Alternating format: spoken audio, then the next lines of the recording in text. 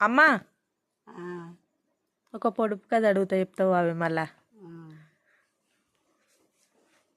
అది మనకు మాత్రమే సొంతమైంది కానీ బయటోళ్ళే వాడతారు.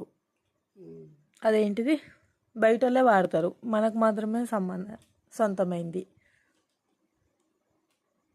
బయట వాళ్ళు ఏం వాడతారు? నీకు సొంతమైంది, నువ్వు వాడవు దాన్ని, కానీ నీకు సొంతమైంది. ఏమేమి ఉంటుంది నీ సొంతం? ఏమన్నా తెలియదు. బయట వాళ్ళే వాడతారు. అగో ఆహా. కాదావే, మనకు మాత్రమే సొంతమైంది మన పేరు, అందరు బయట వాళ్ళే వాడరా? అంజమ్మ నువ్వే పిలుచుకుంటావా? అర్థమైందా?